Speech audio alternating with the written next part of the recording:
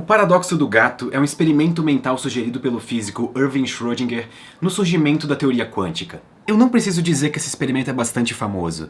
Ele aparece em filmes, em séries, em livros, em posts na internet, mas ele também é meio mal entendido. Na maior parte das vezes, a discussão interessante que era a proposta do Schrödinger com esse experimento mental é simplesmente deixada de lado. Mas não aqui, não nesse vídeo e muito menos nesse canal. Só que antes de entender o experimento em si, nós precisamos entender outro conceito, que é o conceito de superposição. O conceito de superposição é ao mesmo tempo complicado e estranho. Na verdade, ele é uma das coisas mais estranhas da mecânica quântica. Mas se por acaso você não estiver entendendo no exemplo que eu vou dar a seguir, não se preocupe, porque quando nós finalmente utilizarmos o exemplo do gato de Schrödinger, vai ficar um pouco mais explícito o que está acontecendo. Vamos imaginar um cenário em que pegamos um átomo que só tem uma quantidade física importante, por exemplo, a energia. Vamos supor que esse átomo só possa ter energia com valor A ou energia com valor B.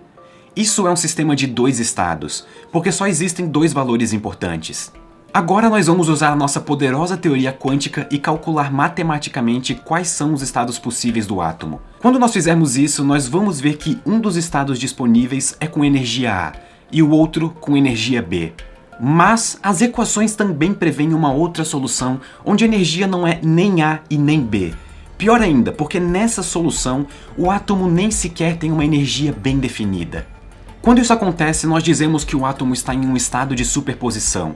O que é mais importante aqui é saber que na superposição o átomo não tem energia A, ele não tem energia B, ele não tem energia A mais B e não tem qualquer valor de energia entre A e B. Você talvez esteja pensando agora que isso não faz sentido lógico. E você está bastante correto.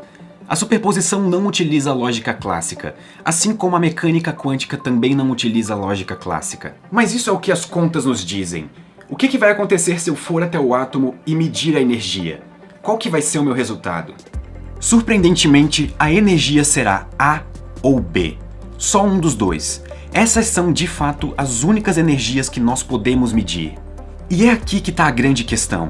A matemática da mecânica quântica prevê a existência desses esquisitos estados de superposição. Mas nós não podemos observar eles diretamente. Assim que fizermos uma medida, o átomo se decide entre energia A ou energia B. O que nós calculamos e o que nós observamos parece não concordar. O simples ato de fazer uma medida num sistema destrói a superposição, ou, em palavras mais formais, faz a função de onda colapsar. Isso significa que nós nunca podemos ver uma superposição diretamente, e isso é bastante frustrante. Mas se a matemática e os experimentos discordam, como é que essa teoria pode ser considerada boa e usada até hoje? O que a superposição significa se nós não podemos ver ela diretamente? Apesar de ser estranha, a superposição na verdade representa algo que pode ser medido. A chance, ou a probabilidade do nosso átomo ser medido com energia A ou B. E caso a gente repita o experimento várias vezes, veremos que as probabilidades previstas pela mecânica quântica estão corretas. Ou seja, podemos ter uma superposição onde o átomo tem, sei lá, 50% de chance de ser observado com energia A e 50% com energia B. Ou então 25% de chances com energia A e 75% de chances com energia B. Tanto faz, são várias possibilidades. Além disso, nós não temos nenhuma forma de saber mais precisamente como que um sistema em superposição se comporta. A mecânica quântica é probabilística de uma maneira muito fundamental. E na verdade essa foi a motivação de Einstein para falar aquela famosa frase "Deus não joga dados". Ele se referia justamente a essa natureza estatística e probabilística da mecânica quântica. De certa forma, é como se essa quantidade que nós chamamos de energia só existisse quando nós observamos o átomo. E se você acha que isso é estranho, isso de fato é muito estranho. A teoria matemática da mecânica quântica faz previsões que não podem ser observadas diretamente por experimentos, como a superposição, e isso se aplica a todo o resto dos comportamentos quânticos estranhos. A gente nunca consegue observar essas estranhezas. Sempre que nós fazemos medidas, tudo parece normal. É quase como se a realidade só decidisse o que está acontecendo quando ela é observada. Então, qual que é o sentido que nós damos para esses estados de superposição? Como é que nós podemos usar essa teoria para tentar descrever e entender a realidade? E é aqui que Schrödinger introduz um gato no meio da teoria quântica. O experimento mental do gato de Schrödinger funciona da seguinte maneira. Um gato é preso em uma caixa, de forma que ele esteja isolado de tudo que existe fora dessa caixa.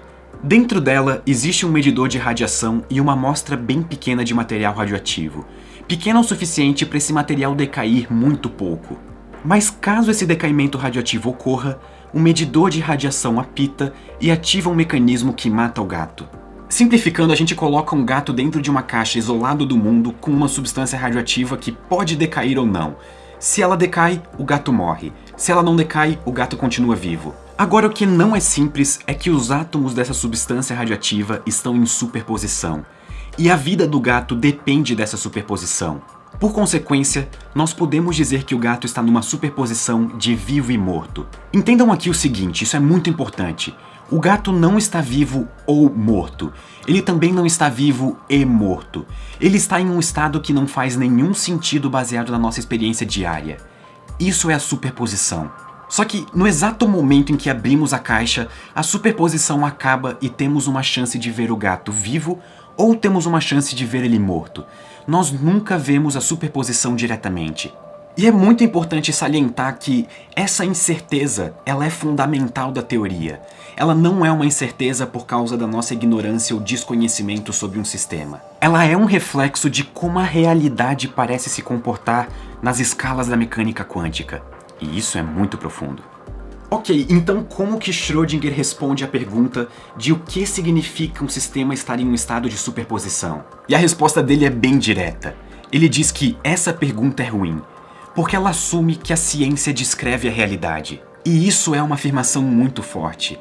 Dizer isso significa que todos os objetos que aparecem na nossa teoria científica devem ser reais e representar algo que de fato está acontecendo no mundo. Só que ao mesmo tempo, tudo que nós podemos confirmar são a medida e o resultado final. Nós não podemos ver a superposição diretamente. Mas ainda assim nós podemos ver uma consequência da superposição no mundo real. O gato tinha uma chance de estar vivo e uma chance de estar morto. A vida dele, ou a não vida dele, dependia de um estado de superposição. Isso era um resultado probabilístico. Então, para o próprio Schrödinger, esse esquisito estado de superposição era um artefato da nossa teoria quântica. Uma consequência de uma teoria útil, mas sem um sentido físico fundamental. Isso tá ficando muito profundo muito rápido. E ele não fala isso só da mecânica quântica. Na verdade, a crítica dele abrange toda a ciência. Seria muito inocente assumir que as nossas representações da realidade em números, diagramas e definições abstratas representem exatamente o mundo real. Na verdade, não existe nada que garanta que o mundo real possa ser completamente descrito pela ciência. Não existe nada que garanta que tudo o que acontece pode ser entendido ou muito menos observado. Apesar de a ciência ser uma ferramenta útil, ela não é toda poderosa. Schrödinger fez um apelo à moderação, porque é perigoso demais assumir que tudo o que aparece em todas as nossas teorias é real, que existe no mundo com toda certeza. Especialmente em uma teoria tão delicada e cheia de nuances como a mecânica quântica. Ou seja, historicamente, o experimento mental do gato de Schrödinger não foi criado por Schrödinger para explicar o estado de superposição. Esse experimento mental, na verdade, é uma ferramenta didática para pensar sobre como a teoria quântica é estranha. E também para refletir sobre como os cientistas pensam sobre ciência. Para nós avaliarmos cada vez mais as limitações do nosso próprio conhecimento. Eu acho que esse vídeo foi pesado. Desculpa. Mas mesmo assim, muito obrigado e até a próxima. Galera, essa camiseta que eu estou utilizando do gato de Schrödinger está disponível na nossa loja oficial do Ciência Todo Dia. E nós estamos com uma promoção exclusiva para vocês, que é a famosa Leve 3 Pague 2. Então, se você colocar 2 camisetas no seu carrinho, você pode levar uma terceira de graça e é só fazer isso que o desconto aparece que nem mágica. Só precisa clicar no link que vai estar na descrição desse vídeo e garantir as suas camisetas antes que seja tarde. Dá uma passadinha rápida lá, porque eu honestamente imagino que vocês vão gostar do que nós temos pra vocês lá. Valeu e até o próximo vídeo.